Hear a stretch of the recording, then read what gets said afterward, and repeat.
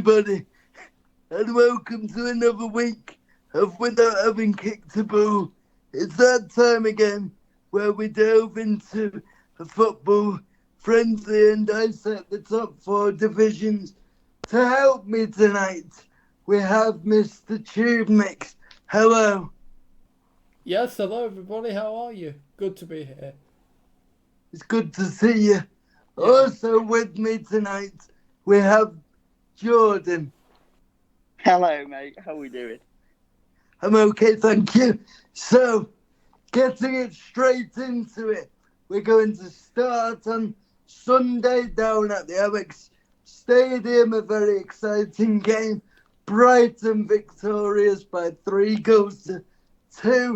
If ever the old adage of a game of two halves was apt, it's this game. So, Jordan, start me off with your thoughts. Yeah, so obviously going into the game, you kind of feel like, to be honest, I think you feel like it's a little bit of one of those that either team could win. There's always pressure on Spurs in this kind of game. They flew into the lead thanks to Brendan Johnson and then James Maddison, and then coming out for the second half, God knows what they have in the water at the Amex, because Brighton took advantage. Yakuba Minte with his first goal, massive moment.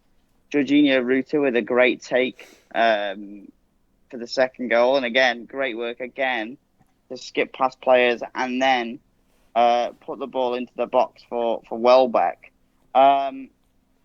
It's all about mentality for me for Spurs. I don't think they played poorly. I think they just were rocked by the first goal right at the start of the second half. I just don't think they recovered, and Brighton took advantage of that as they have done. You know, the way they play, whether it's Potter, De Zerbi, Hurtsler, it's always been the same in terms of the mentality, in terms of the way that they pick teams off if they're given the space and the time to.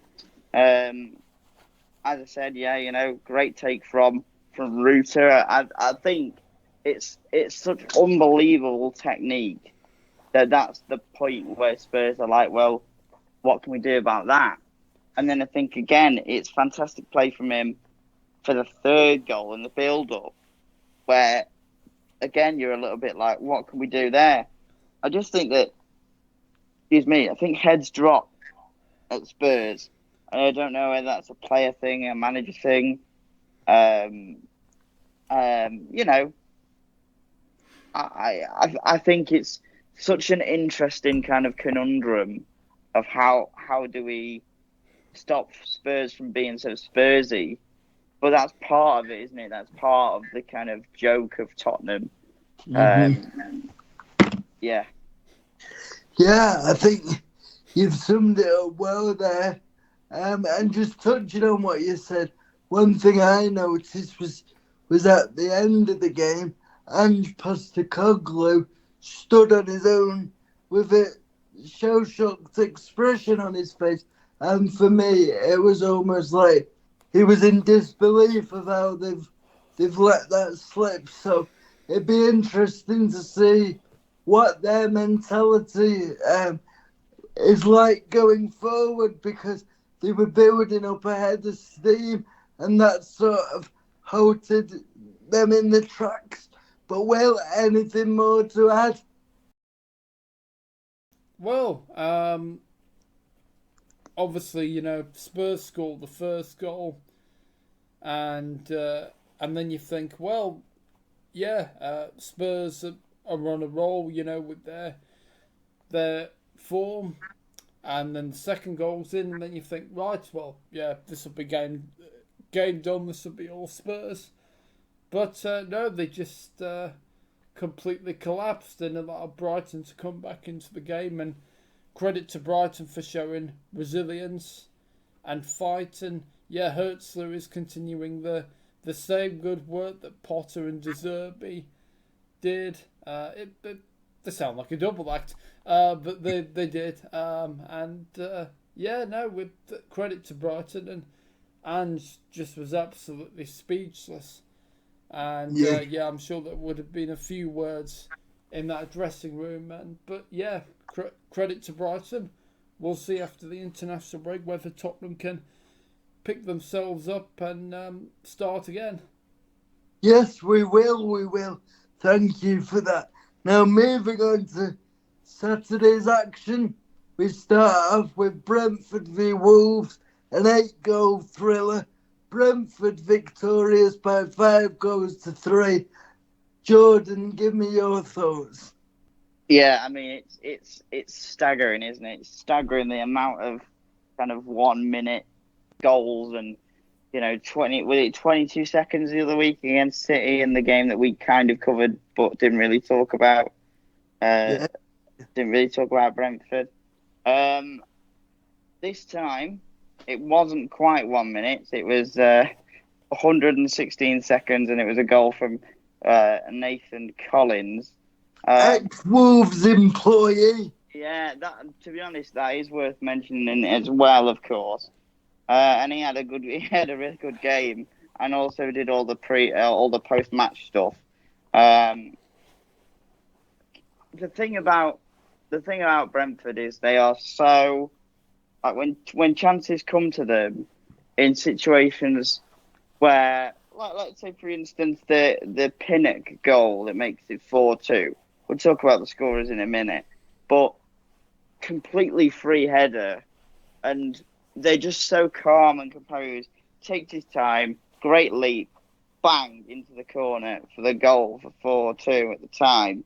And Wolves did try. Obviously, they equalised in the 4th minute from Cunha, and then following a penalty from Mbumo in the 20th minute, they equalised again from Strand Larson.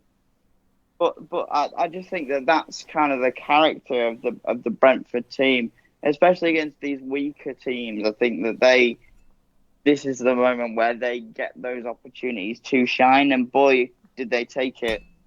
No Tony, no problem. We've talked about this, and another great win for Brentford. No, Worcester Wolves as well. Sorry to yeah, interrupt as well. yeah, no, absolutely. Wolves have had some really difficult fixtures.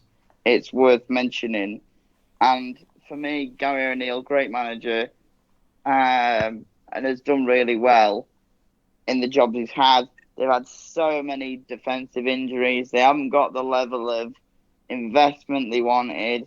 The board have Losing backed him. Pedro Neto as well to Chelsea. Yeah, the board have backed him, which I love. Like Will said, Pedro Neto and Kilman are two massive losses. Yeah, especially because Kilman was their captain as well. That's someone you don't really want to lose. Who's your club captain? Yeah, no. So I mean, there's so much, and then is it Mosquera, the centre back, Yes. had a really decent game, and then came off injured, out for the rest of the season. So it feels like a poor form and bad luck, plus incredibly difficult fixtures for Wolves. I think Gary O'Neill has the ability to turn it round, but I think if they don't start to turn it around soon, it's not looking great. But it is still early doors. If they're still in this position at Christmas, he's out the door. You've got to get rid of him. Well, I can tell you're chomping at the bit. So give me your thoughts. Well, I've said what I needed to say. Yeah, for that game. So yeah, I'm done on that game. Right, well, that's that one then. Short and sweet. Yeah. Keeping on to Saturday, another goal fest. We have City v Fulham. City victorious by 3-2, having come from behind. So this time I'll start with you, Will. Give me your thoughts. Well, I mean, extraordinary game. And, City are clearly struggling without Rodri. There's also, I mean, people forget that also Kevin De Bruyne is out as well. Because obviously the spotlight has been on Rodri, and obviously, rightly so, but also De Bruyne has also missed as well. And, credit to Fulham. Marco Silva, as I said, last episode seems finally settled.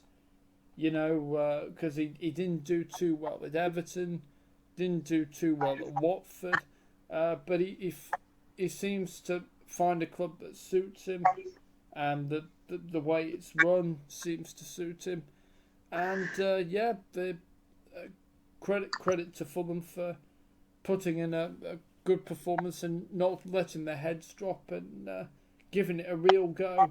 Because you could easily say, "Oh well, no, City are too good for us. We got no chance." But no, they kept their chin up and yeah, managed to get a respectable result and display against them. Yeah, you sum it up well there. If Adama Traore had his shooting boots on, they probably might have won, but it's all if. Yes, he needed to be a bit more clinical, didn't he? Every chance he gets, he just wasn't his day, was it? Yeah, exactly. To cut across and to give my kind of thoughts. Yeah, go on, Joe. That's the massive thing with Adama Traore. Adama Traore could be an absolutely unbelievable all-round player if he could just score more. It's really, really basic analysis. But Sound like Michael Owen there. Yeah, but I just think he makes the wrong decisions in front of goal. No, you're right. And it's like he is pure. Like I have never ever he absolutely rinsed Kyle Walker, and he give Kyle Walker sort of 10 yards, and he's still absolutely. Well, Walker's lost his pace, hasn't he? Really, he's not. I completely disagree. I would say that it's not very often at all within the last 3 or 4 years that I genuinely couldn't tell you one moment where Kyle Walker has been beaten for pace in the last 3 or 4 years. What about the England game? Which one? The one in the World Cup. Oh no, it was Euros, wasn't it, this year? Euros, yeah. Which game are you talking about? The final. Yeah, I actually felt like he took care of Yamal and Williams pretty well. Right. In fact, that's why they moved Williams over to the other side, because he couldn't get past Kyle Walker. Right. Oh, okay. Well, I thought when people will discuss about the last goal that Kyle Walker was, kind of responsible for that. But yeah, never mind. Yeah, because he was out of position. It wasn't because he was beaten for pace. Right. Sorry. Okay. Apologies. But yeah, you look at some of the names that he's come up against in terms of players and quickness, and I think about Mbappe, that PSG game where Mbappe never got past Kyle Walker whatsoever, and so to see it, he's obviously in a great moment, and we do see that from Adama. He's a moments player, but he's got to make better decisions in front of goal, and I do think that he snatches at chances, and he always has. I'm not pulling up any trees with any of my analysis so far, but it has always been the same. If you can and managers before Silva and probably after Silva will try, and I just don't think it's possible to get that clinical edge off him. Now, the thing that I obviously wanted to focus on, majorly, was City were incredibly open. And it's the first time I feel like they really missed Rodri, because they were overloaded quite a few times in midfield. Of course, it was actually Fulham who took the lead for Andreas Pereira, a good finish, and then what an assist from Jimenez, by the way. Yeah, and tell you something else that I'm absolutely here for. The Raul Jimenez revival that we've seen over the last 2 weeks. He seems to be on fire, doesn't he? Considering he had that serious head injury, at Hull, Yeah, and again, I think that for City, they were heavily reliant on 2 goals from Mateo Kovacic, who I'm glad we're actually is getting the plaudits, because I think for a very, very long time, we're talking 10 years plus, when he first came to Real Madrid and was playing in that Real Madrid team and winning Champions Leagues, he's always been incredibly underrated. Um, so for him to get 2 goals today, on Saturday, sorry, is good. A goal from Doku, which we enjoy because I like Doku a lot, and I think he gets a lot of stick for just being a dribbler.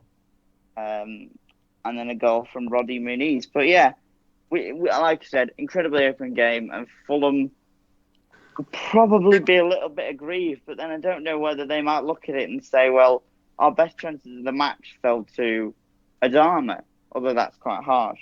Because actually, anybody should, some of those you're looking at it and you're thinking, oh no, what's he done there? You're thinking, Adama, oh dear. Yeah, yeah.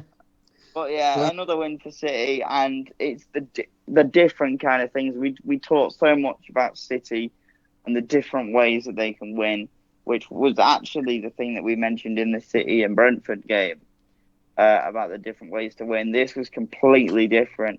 Haaland was kept majorly, like for the most part, quiet. I think he had a couple of chances, didn't he? So it was down mhm. to somebody else, and up steps Mateo Kovacic. Yeah, and that's an interesting thing for me because we say about Rodri, and for me, he's their most important player. I think it won't be the first time. Sorry, it won't be the last time we see City open this season without Rodri, but they always find a way, City. And as much as it hurts me to say it, that's what the best teams do. But moving on to Will for the rest of your results. Right, thank you very much, Ben. So, let's start, of course, with Saturday. So, let me just get them up. Just bear with me. So, I think let's start with Arsenal 3, Southampton 1. Kai Havertz in the 58th minute. Then it was Gabriel Martinelli again. Seems to now have got his confidence back in the 68th minute, but Bayako Saka in the 88th minute, and as well as Big getting guy. a goal, he assisted in the 58th and 68th minute, respectively. The only goal for Southampton was, is it Cameron Archer? Yes, yeah. Cameron Archer, right, in the 55th minute, assisted by Mateus Fernandez. Have I got that right? Yeah. Yeah, considering that was the first goal of the game, Will, you probably should have said that one first. Oh, well, yeah, well, I guess because Arsenal were the home team, I'll just go with the home team first. I don't know. It just, it just seems right. It's alright. Just do it in any order you want. Yeah, okay, right. Let's go. Crystal Palace 0, Liverpool 1 next. Jota in the 9th minute, assisted by Gakpo. Have I pronounced that name right? Gakpo? Yes, yeah. Okay, Yeah. right. Right, we've already talked about the Brentford v Wolves game, so we don't need to go through that. Or I'll tell you what, maybe I should say the scorers, yeah. So, Nathan Collins in the 2nd minute, then Mbeumo in the 20th minute with a penalty, and Ethan Pinnock assisted Mbeumo's goal in the 46th minute, and Norgard in the 28th minute, assisted by Fabio Carvalho, and in the 28th minute, assisted by Janelt, and Damsgaard. Getting a bit confused here. Damsgaard in the 2nd minute, assisting Nathan Collins, and also assisting Pinnock. Pinnock's goal is assisted by Damsgaard. So, just getting a bit confused there. I do apologise. Then for Wolves, Matthias Cunha. Have I pronounced that name right? Yes, yeah. Okay, in the 4th minute, assisted by Nelson Semedo. Then Jannes Strand Larsen in the 26th minute, assisted by Aitz-Nouri. And as well as getting a goal, Aitz-Nouri scored in the 93rd minute, assisted by Bellegarde. Did I pronounce that name right? Bellegarde. Bellegarde, right, okay. Yes. Okay, we move on to Leicester City 1, AFC Bournemouth 0. And Buonanotte, have I pronounced that name right? Buonanotte. Buonanotte, oh yeah. So I do apologise. In the 16th minute, assisted by James Justin. Okay. Manchester City. Well, just think good night in Italian. Oh, of course, yeah. Bellanotte, Lady and the Tramp. So, Ratio Kovacic in the 32nd minute and the 47th minute for his 47th minute goal. That was assisted by Bernardo Silva. Jeremy Doku in the 82nd minute, assisted by Rico Lewis. For Fulham, Andres Pereira in the 26th minute, assisted by Raul Jimenez. Munez in the 88th minute, assisted by Reece Nelson. Right, we move on to West Ham United 4, Ipswich Town 1, and Mikel Antonio in the 1st minute. Then Mohamed Kudus in the 44th minute, Jared Bowen in the 45th minute, and Lucas Panqueta in the 45th minute. Jared Bowen assisted Mikel Antonio's goal in the 1st minute. And Well, there's something up with the BBC Sport thing for that. The timings aren't right for the goals. Okay. Oh yeah, it says D-Lap in the 0 minute. Yeah, just leave that on. Okay, right, never mind. Everton 0, Newcastle United 0. Not much to say about that, so we can move on to Sunday's games. Aston Villa 0, Manchester United 0. Not much to say about that. Chelsea 1, Nottingham Forest 1. Mandueke in the 57th minute, assisted by Cole Palmer. Chris Wood in the 49th minute, assisted by Milinkovic. Have I got that? Milinkovic, sorry, in the 49th minute. And James Ward-Prowse was sent off for a second yellow card in the 78th minute. Right, and the final game, Brighton and Hove Albion, Tottenham Hotspur, we were talking about. Sir Brennan Johnson in the 23rd minute, assisted by Dominic Solanke. James Maddison in the 37th minute, assisted by Tino Werner. And then for Brighton, Rutter in the 58th minute. Danny Welbeck in the 66th minute. And then Matoma assisted Rutter's goal in the 58th minute. And Minter in the 48th minute. So we're going to go over to the Championship in a minute, but I know Jordan wanted to mention a few more things about the Premier League, so over to you, Jordan. Yeah, just some kind of roundup thoughts on some of the games that were mentioned there. Man United 0, Villa 0. Well, actually, it's Villa 0, Man United. But yeah, was quite possibly one of the most painful football games I've ever watched. Like, absolutely. None of them had their shooting boots on, did they? I think Villa were a bit tired from the Munich game, and United Villa were, yeah. Villa were awful on the ball. The kind of decision making in the pass was terrible. United have got absolutely zero up front, and that was kind of typified when Xerxes came on. He had 2 touches, and they were 2 of the worst touches I've ever seen. I think, Ben, you wanted to touch on Johnny Evans, but I just wanted to say my 2 pence on him as well. Fantastic. I think once... But it's not great that you're kind of relying on, a player coming to the end of his career, really. No, but the one thing that's important about Johnny Evans, and I'm sure Ben will tell you this, is he bleeds United. Yes, he does. It's important. I think you're correct there, George. I think Johnny Evans, despite United's improved defensive display, we were still poor. But Johnny Evans for me was the shining light. You know, when the lineups were announced and his name was there, there were a few raised eyebrows, but he came in, proved the doubters wrong, got a man of the match performance.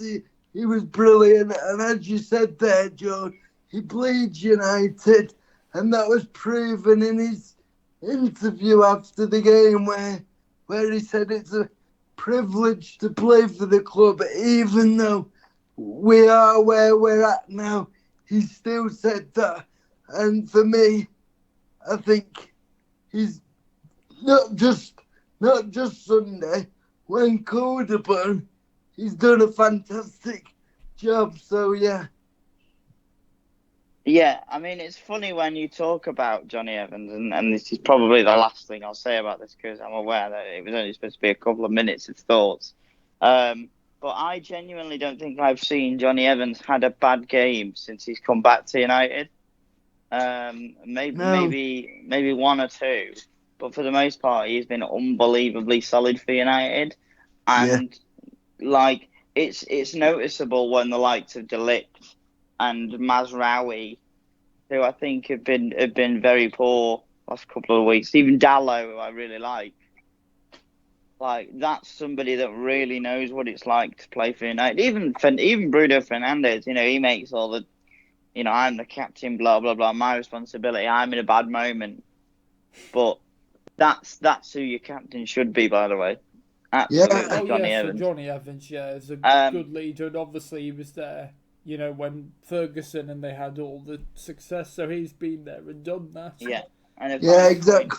And he's the last crop of players of this sort of recent generation who are still playing football that actually 100% knows what it means.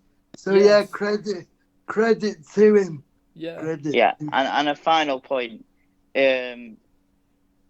Great block or great bit of luck by Dallo. I think he didn't really know it was there. I don't think he saw it behind him. On the Philogene chance. It's points dropped for Villa, and it's I would say it's points gained for United, but let's face it, Villa were poor. You might even say points dropped for United in that scenario. So Chelsea won, Forest won, Matt Sells and Robert Sanchez doing incredibly well in goal. Both Sanchez of them made some good. Well, yeah, they both made some good saves. It feels a bit like every time I slag him off, he goes and has a good game. It's like I'll show you, Jordan. Yeah, exactly. Forest took the lead. Chris Wood doing what Chris Wood does, scoring goals. Incredibly underrated player. Just does the business at that kind of mid-table Premier League level. Noni Madueke popping up for the first time since Northampton. Not Northampton, what they call Wolverhampton. And scoring the goal, which is good to see. Proves me right because I sort of said last week that the results have been really good, but I do think there comes a point where I'm just not 100% on things just yet, and I think my point was kind of proven. And West Ham, great to see them get a good result. I mean, I know Sam in particular, who still got some things to do for the next couple of weeks, so won't be joining us for a couple of weeks. But I know he was massively down, and he's still massively down on West Ham under Lopetegui. They were really, really at it today. And I think it's genuinely the first time where Ipswich have been absolutely outplayed in a game. Liam Delap just scores great goals, and I just love him. And I mean, if they stay up, he probably might stay there. But if they go down, he's Premier League. Yeah, sure. I agree. And yeah, Arsenal doing what Arsenal do, getting wins, and there's not much to say there. That resilience again, able to come back and not letting their heads drop. But I've said that quite a couple of times here. I'm not gonna Not going to repeat myself. Yeah, I mean, it's the same old story for Southampton again. The absolute determination to play this playing out from the back style. It's just not working in the Premier League. Like the Arsenal were at them on the forward press every time, every single time, and I just don't know like what Russell Martin is gonna do to kind of change things up. He cannot keep playing that same playing out from the back style. It's just not gonna work. It's not gonna work where if you've got teams like that who will pick you off like nobody's business. But yeah, you know, we'll see. Still early days yet, but I'm not very positive for Southampton anymore. I think that Bournemouth game the other week was a massive one. And Leicester getting their first result of the season. I can't wait for a day where we can talk about Leicester in more detail. They're a club close to my heart, as you know. And yeah, Facundo Buonanotte, who's been very good for them without much reward, really, getting a very good goal. And you'd have to say it's a shock result considering how good Bournemouth have been. But yes, that is the end. If anybody else wants to add anything. No, No, I've got nothing else that's to all add. good from me. Yeah, okay. So in that case, let's take a journey through the EFL weekend, starting on Friday. It was a massive game for. It was a massive game between Sunderland and Leeds. Obviously, Sunderland up there at the top still, despite a bit of a wobble, and Leeds had their wobble early on in the season, but for the most part, have picked back up. The first goal was the opener from 17-year-old absolute star Chris Rigg. 17, wow. Getting riggy with it, if you will. Yeah, Very good. That'll be one for Ben's football folio. You could also work for the Sun with a pun like that. Okay. We talk a lot about these young stars in the EFL, and even one of his own teammates, Riggs, in Joe Bellingham. But Chris Rigg, at 17 and 16 last season, to do what he's been doing consistently now for a long time. I think 2 seasons ago, I'm pretty sure he scored for them, for Sunderland against the Alex, and he was 15. So he's been doing it for a while. I'm glad that he's getting the notice. Anyway, the equaliser came in the 22nd minute, thanks to Joel Peru, and then Leeds took the lead through Junior Firpo. And who saw this? The own goal, which has been credited to Junior Firpo, all into the box. Pretty innocuous. It must come off Junior Firpo because it's down as a Junior Firpo own goal, and it's a complete miss from Meslier, who just completely misses the. Don't even think it. I think it deflects off his arm. I don't think he even has it in his hand. Like, he doesn't claim it. And it goes in, and that's 2-2, and it's probably the worst own goal I've ever seen. Well, it's funny you say that, George, because I watched this game live on Friday because it was on Sky, obviously. That is the worst own goal I've ever seen as well. A complete and utter howler. Unbelievable. Yeah, it was a mess. And, over the next couple of weeks, when we start to look at the tables, I think we might be seeing Leeds kind of ruin those moments where, because that is an absolute howler, and you've got to feel for Meslier, but at the same time, what the hell are you doing? How have you missed that? I know, crazy. But yeah, no, it's a horror moment, and there's just not a lot more to say about that one. It's a real stinker. In the Championship, 3 nil-nils, which we will very quickly get out of the way. Burnley v Preston 0-0. I think it's 3 clean sheets. Why don't you just say 0-0? 0-0 no sounds different. a bit weird.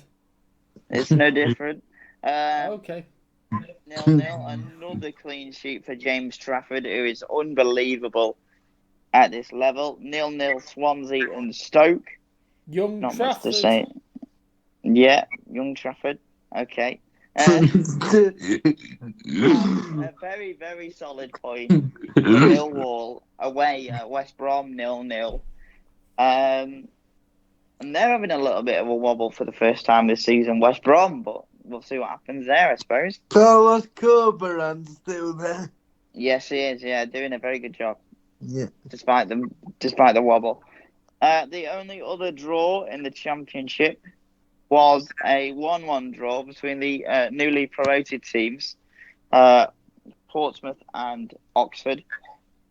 Mark O'Mahony got the opener for Pompey at Fratton Park before Louis Sibley got the equaliser.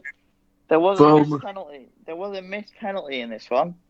Well, I say missed, but it was saved by Jamie Cumming. But one of those that you feel like Pompey really have to pick the points up for, because I think you can say, yeah, they've had a difficult start to life with the fixtures, and they have.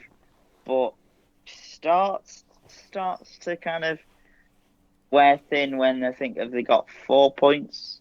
4 points from seven. We have 9 games. 4 points from 9 games, and there is starting to be a gap between them and safety. So points are needed to start coming there. An interesting one at Carrow Road, Norwich, who have really picked up steam, as have Hull under Tim Volter. Again, one of the stories we highlighted in the pre-season show. Keeping an eye on that one. It was Norwich that went out the winners 4-0. Marcelino Nunez, Josh Sargent, Keardy Gordon, and Borja Sainz for the Canaries. Another shock. In midweek, Coventry shocked Blackburn 3-0, and Sheffield Wednesday have been a little bit inconsistent. So you might have thought going to the CBS Arena, Coventry would capitalise and start to build on that momentum and ease pressure on Mark Robins. They took the lead through Jack Radoni, but just before the end of the first half, Jay Gassama got the equaliser for the Owls, and in the 93rd minute, a winner from Shea Charles. Pressure back on Mark Robins. Could he be facing the sack? We'll see. The perennial kind of slow starters in the Championship, so I don't think so. But I do feel like fans are getting a little bit sick of kind of the late show from the Sky Blues. But there we go. 2 goals in 2 minutes from Derby saw them beat QPR. Goal from Curtis Nelson and Marcus Harness. What an absolute bullet header, by the way. Yeah, it was unbelievable, wasn't it? The Rooney revival for Plymouth continues. They took the lead through Michael Obafemi. Then Joe Rankin Costello with the equaliser for Blackburn on the 86th. Wayne Rooney sent off in the midst of all this, and then no Rooney, no problem, because Morgan Whittaker with a header, which I don't think I've ever seen him score, to get the 97th minute winner. The revival at Plymouth has been unreal. Go on, Wes. They're currently 14th now, aren't they? Yeah, but look, that you know, that's not an amazing. But I think you look at how poor they were the first couple of weeks, and he's doing good there. But again, still early days, so we're not going to turn around and say, you know, Wayne Rooney is like Pep Guardiola, but we are going to say that it's a great improvement on things. Sheffield United Luton, it was all about one man, the birthday boy, Jezrin Raksaki at 22. He also got 2 goals in the 12th and the 52nd minute. They're the only unbeaten team in the EFL. Hopefully, I'm correct. I'm pretty sure I am. I think so, yes. Although I do think that kind of provides a spoiler alert for later on, but there we go. And the final championship game for Saturday saw Watford take on Middlesbrough. Middlesbrough took the lead through George Edmondson before Watford rallied. Goals from Ido Kayembe and Kwadwo Bar, who is somebody that there was a lot of noise about quite a few seasons ago. Glad to see him finally getting the chance to impress there. One final championship game for you, and it was the seven-side derby, Bristol City versus Cardiff. Cardiff taking the lead through Ollie Tanner before the equaliser from Luke McNally. Okay, moving in to League One. Take a breath for 1 second. That was pretty whistle stop of the championship. Another great week. But I think you'll find that the excitement and the goals ramp up as we move into League One, which we will do. Now, it was two fairly late goals from Huddersfield to get them back on track against Barnsley. Ben Wiles and David Kasumu on the 83rd and 96th minute. Peterborough beat Stevenage 2-1. Goals from Dylan O'Brien Brady, an equaliser from Louis Thompson before a 94th minute from Kwame Poku. Something that is or has been very interesting is the return to form of Bolton Wanderers. They were 2 goals down against Shrewsbury, thanks to goals from Josh Feeney and Jordan Shipley before they came back to draw 2-2. Carl Dempsey and Sean, the Hungarian fullback. This game, though, will probably go down more for the head-to-head action. I was just going to mention from the Bolton manager Ian Evatt, which saw him straight-redded. Absolutely diabolical head loss from the Bolton manager. And today, among with Rooney, they've been charged by the FA. Do you know how long for? No, that's all it says. 2 seconds. If I do know how long for, I'll come back to you. Yep, fair enough. 2 teams that have been pretty poor this season, although one is doing much better than the other. 2 wins from 2 for Bristol Rovers, although they were a goal down thanks to Danilo Orsi. Shaq Ford, Clinton Mola and Grant Ward gave the Gas the victory. Terence Van Kooten was also sent off for Burton Albion. Now, earlier on, we talked about how there is only one unbeaten team left in the EFL. That is because Birmingham City were beaten by Charlton. Matty Godden with the winner for Nathan Jones's men. Again, a little bit of pressure on him. So a good result once again. Cambridge United, they are in an absolute mess. And I do think that Gary Monk might be getting the bullet very soon. They were beaten 1-0 by Exeter, thanks to a goal from Ryan Woods. Leyton Orient picked up the victory again. Lincoln City picked up the victory against Leyton Orient. Jack Bacama and Freddie Draper with the goals for them before a consolation from former Kralix favourite Dan Adji. And a battle of the old school. Nigel Clough versus Steve Bruce, 2 teams doing incredibly well. And it was Cloughie's men that came out on top. 2 goals from Will Evans to down Steve Bruce's men. Rotherham beat Reading 2-1 thanks to from a goal behind, the goal from Lewis Wing.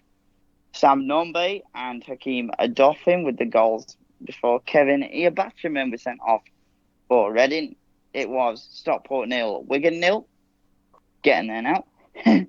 Wrexham 4, Northampton 1, James McLean with 2, Jack Marriott with 1, and Elliot Lee with another. Cameron McGeehan with the consolation for Northampton. And the final game in League One, Fred Onyedinma made it a disappointing start for new Crawley manager, former Newcastle goalkeeper Rob Elliott. I did say last week, I'm sure I did, keep an eye on Wycombe Wanderers as well. Keep an eye on them. I did, and they were incredible in getting the victory again. And on to League Two. Fleetwood 0, Bromley 0. Grimsby Town were comfortably beaten away from home, at home, by Doncaster. 2 goals from Jordan Gibson. Harvey Rogers then sent off for a straight red, and also a goal from Lee Molyneux. David Artell said that his Grimsby side play like the Milan side from the 70s and 80s under Arrigo Sacchi. So I kind of feel like, as bad as it is because he's former crew, you reap what you sow when you say stupid things like that at this level. The less said on that, the better. It was a basement battle between Accrington and Morecambe, with the Aki getting the victory. 2 goals from Dara Costello on the 36th and the 45th minute. A consolation came for Morecambe thanks to an unbelievable free kick from Ben Tollett. Barrow continued their good form, beating Cheltenham. Coming from behind, which shows great character, of course, Ryan Bowman got Cheltenham off to a good start before Emil Aqua and Andy Dallas turned it round. Cheltenham 2, Walsall 2 was a good game. 2 goals from Stoke Loney, Nathan Lowe, cancelled out by Darren Oldacre and Dylan Markanday. Colchester 2, no, fucking hell. Colchester 0, Carlisle 0. Crewe Alexandra 2, Gillingham 0. Obviously, we're going to talk about this one. I was there. Gills, obviously, they were beaten in midweek, which was not a great result for them, being beaten at home by Grimsby. Still up towards the top of the table, though. In fact, I think they were top of the table still when we played them. And they had a lot of the ball and didn't do a lot with it, and we were able to get them on the break and score 2 great goals. The first goal, created by Jack Lancaster, actually a loose ball that was won by Shiloh Tracy, given to Jack Lancaster, who was fantastic on the day, then played across the box back into Tracy, who scored his first goal of the season. And then on the break again, Adrian Tebow assisted for Shiloh Tracy for his second. 5 wins from 6 for the Alex, 8th place with a game in hand, 3 points off top. Everything looking good, despite a not so good start to the season. Don't want to waste too long on it, because you know what I'm like. I could sit and talk about the Alex all day. Fantastic to see that Elliot Nevitt had a poor game on his return, and he was denied by Philip Marshall. But yeah, great result for the Alex. MK Dons and Tranmere drew. Former crew loanee Joe White got the opener for MK Dons before Regan Hendry scored in the 91st minute. Notts County were beaten away from home 1-0 by Port Vale. Laurent Talage with the goal. Salford picked up a 1-0 victory against Wimbledon. Junior Lou Amber with the goal in the 84th minute, and it was 0-0 Swindon versus Harrogate. There was one more game that was on Monday night. It was Bradford, and they played Newport.